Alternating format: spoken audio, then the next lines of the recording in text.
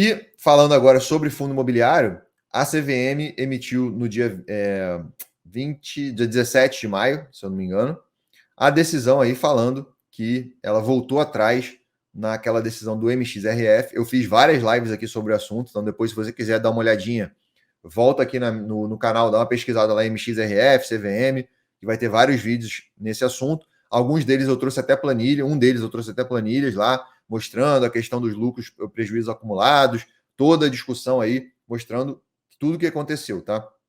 Aqui, então, eu vou só resumir alguns detalhes do que a CVM emitiu nesse último comunicado, tá? Então, da decisão lá de 21/12, o colegiado, por maioria acompanhado do voto diretor Fernando Gaudier, concluiu o reconhecimento contábil da distribuição dos resultados dos FIIs deve ser refletido nas demonstrações financeiras de acordo com os requisitos da ICVM 516/11, tá?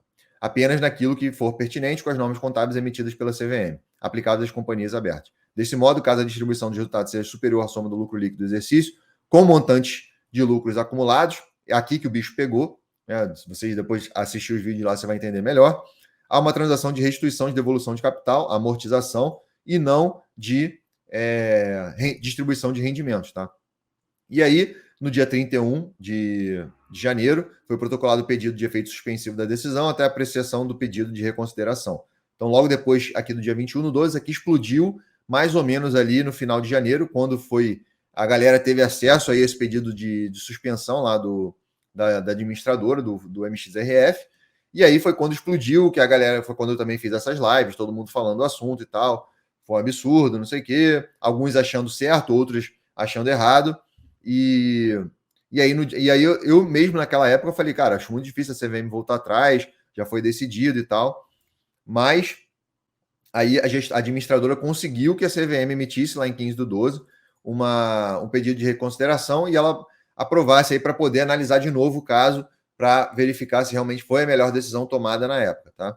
Então, resumindo, foi o quê? A CVM falou que o MXRF tinha prejuízos acumulados lá da época do XPGAIA, então ele tinha prejuízos acumulados no cálculo do patrimônio líquido dele, então aí a gente já entra num assunto um pouco mais complexo, que é a parte de contabilidade, e com isso ele não poderia distribuir os resultados do fundo hoje como rendimento, e sim como amortização de cotas, porque como ele teria no cálculo do patrimônio líquido prejuízo, tudo que ele estivesse distribuindo agora teria que ser amortização, ou seja, devolução do capital do cotista, e não rendimento. Ou seja, ela falou que ele só poderia distribuir rendimento se ele tivesse lucro acumulado.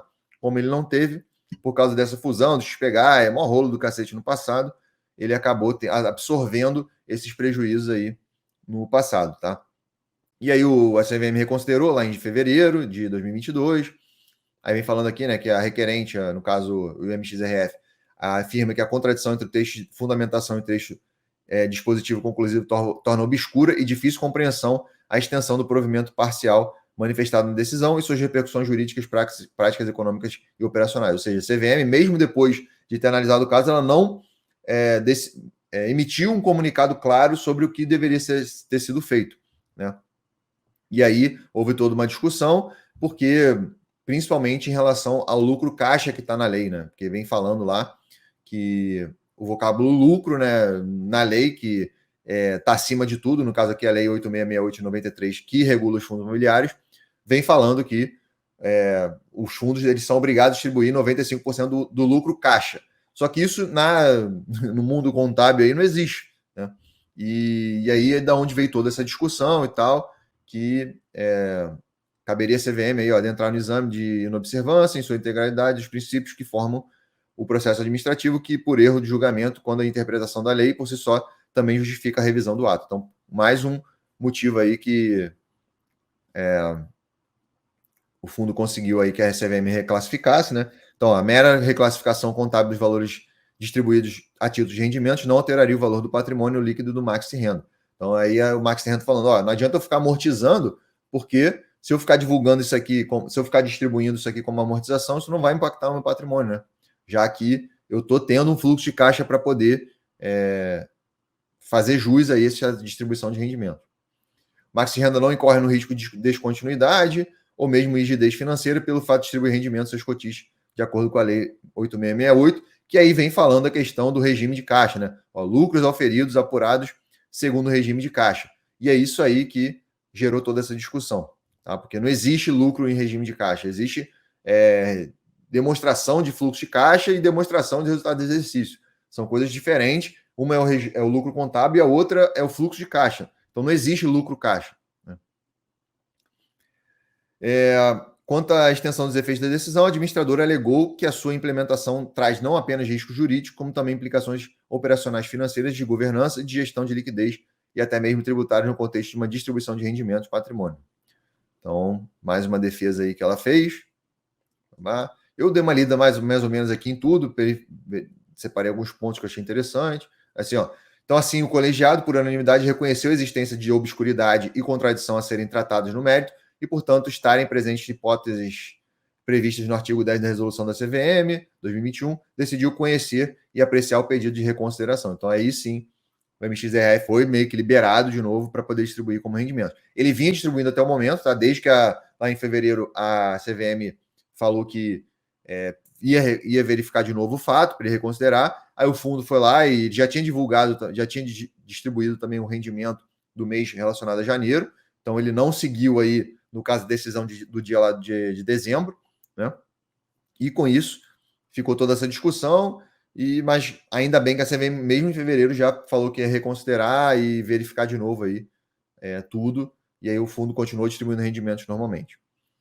E aí, para fechar aqui, né, após a reanálise da questão do mérito, à luz da obscuridade, da contradição, o colegiado, ainda que com visões distintas sobre alguns dos fundamentos, convergiu por unanimidade em relação à reconsideração da decisão, no sentido de deixar de impor que a distribuição do chamado lucro caixa, em montante superior ao lucro contábil do exercício, adicionado dos lucros acumulados do exercício anterior, ou na hipótese de prejuízo contábil, todo o lucro caixa distribuído, em ambas hipóteses, duravelmente referido como lucro caixa excedente, seja contabilizada como amortização de cotas ou devolução do capital, conforme o voto do condutor, bem como quanto à necessidade de aprimoramento sobre o aspecto informacional. Ao reexaminar a questão, o presidente Marcelo Barbosa e a diretora Flávia Pereira consideraram que o cerne da controvérsia a respeito da interpretação do comando legal sob análise reflete, de certo modo, uma lacuna no próprio parágrafo único do artigo 10 da lei lá da lei dos fundos imobiliários, né? Que, como apontado no voto condutor, emprega terminologia imprecisa com potencial de gerar tratamentos significativamente distintos, quando se refere aos lucros oferidos por regime de caixa, com base em balanço ou balancete semestral, sem deixar claro como distribuição desse lucro caixa deve ser tratada contabilmente. Exatamente aqui, né? Finalmente, a CVM entendeu o que a gente falou naquela época, né? Então, na minha visão, realmente estava errado, porque ainda estava num limbo essa questão de lucro distribuído por regime de caixa, em semestral, estava muito confuso isso. E a partir de agora, a CVM reconheceu que realmente está confuso, né? E aí o presidente Marcelo Barbosa, diretor, concluíram que não deve ser imposto o reconhecimento contábil de amortização de cotas ou devolução de capital, mas deve ser assegurada divulgação adequada à distribuição de lucro caixa excedente, por tratar de informações sobre a realidade econômica do fundo, útil para tomar decisões dos investidores. Então, o fundo vai ter que deixar claro a partir de agora o que é esse lucro caixa excedente aí que ele está distribuindo como rendimento. Basicamente isso. E aí, nessa linha, reconheceu que esse objetivo pode ser alcançado por meio de divulgação de subcontas na linha do patrimônio líquido, relativo a lucro ou prejuízo acumulado, segregando a distribuição de lucro correspondente ao lucro contábil distribuído e a distribuição de lucro caixa excedente, se houver distribuído ao amparo da Lei 1993, lá, Lei 8668 de 1993. Acrescentando em notas explicativas, demonstrações financeiras do fundo, informações elucidativas acerca de tais valores. Então, a partir de agora, nas demonstrações financeiras anuais, que o fundo é obrigado a divulgar, que são auditadas também por auditores terceirizados, ele vai ter que especificar lá e botar nas notas explicativas o que foi aí a distribuição de lucro em relação ao lucro contábil e a distribuição de lucro com caixa excedente. Tá?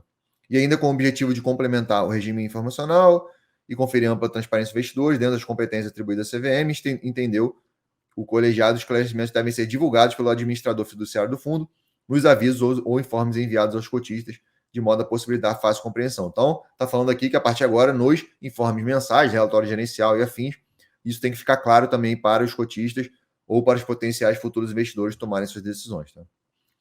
A modo de facilitar a compreensão, que pode ser impactado por avaliações de valor justo, entre outros elementos contábeis, blá, blá.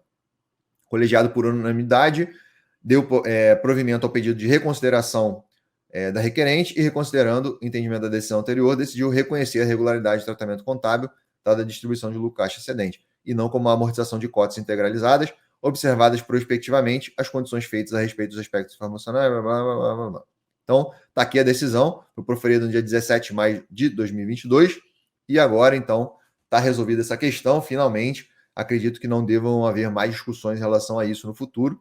Então, a CVM realmente admitiu que não estava clara essa questão aí do lucro caixa, por lucro contábil, por regime de caixa que está na lei, e aí decidiu aí, desde que o fundo deixe claro o que ele está distribuindo, o que é amortização, o que é distribuição de rendimento, o que é o lucro caixa excedente, agora ele está liberado para distribuir rendimentos, beleza? Então, acredito que não tenha ficado nenhuma dúvida nessa questão, né?